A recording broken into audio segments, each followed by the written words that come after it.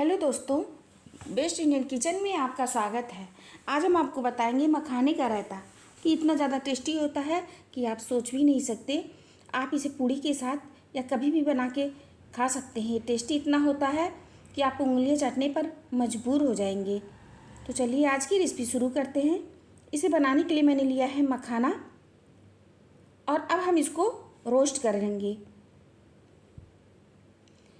इसको गैस को एकदम धीमा करके आप इस तरह से इसको रोस्ट कर लें।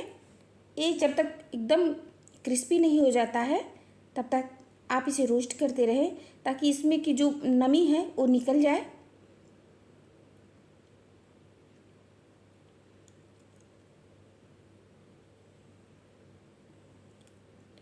अगर आपको हमारा वीडियो अच्छा लगे तो चैनल को सब्सक्राइब करें और लाइक करें, शेयर करें। हम इतना मेहनत से वीडियो बनाते हैं, आप लोग को लाइक करने में क्या जाता है। आप एक बार लाइक कर दीजिए।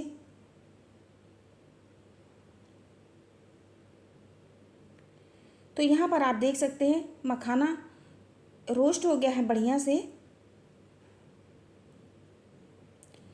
अब हम गैस को बंद कर देंगे और इसको हम ठंडा करेंगे। और आप देख सकते हैं एकदम क्रिस्पी हो गया है, एकदम चूरा चूरा हो रहा है ये।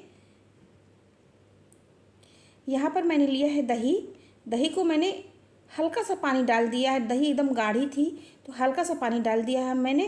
और अब हम इसको अच्छे से फेंट लेंगे ताकि इसमें कोई भी लम्स ना रहे। लम्स रहने पर रायता अच्छा नहीं बनता है। और यहाँ पर मैंने दही को फेंट लिया है।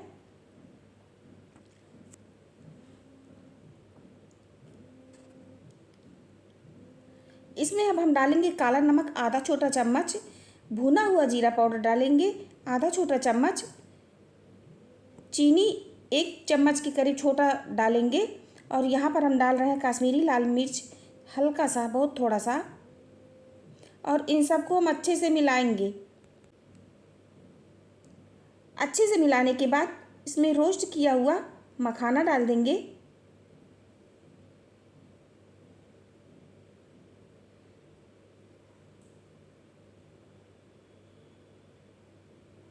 और इसको भी हम अच्छे से मिला लेंगे।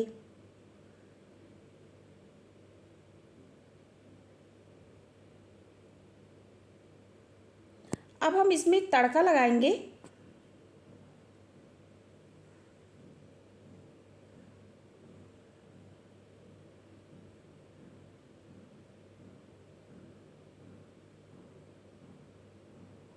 तड़का लगाने के लिए मैंने यहाँ पर तेल लिया है, या आप इसकी जगह पर घी भी ले सकते हैं।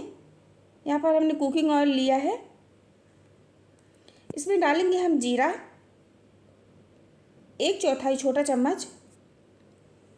जितना हमको रायता बनाना है उसी हिसाब से हमको तड़का लगाना है वैसे ही। और जीरा आप देख सकते हैं गैस पे मैंने अच्छे से इसको हल्का गोल्डन कर दिया है जीरे को। और फिर हम इसमें तड़का लगा देंगे और उसके बाद फिर हम इसके ऊपर भुना हुआ जीरा थोड़ा सा डाल देंगे और लाल मिर्च हल्का सा डाल देंगे डेकोरेट के लिए।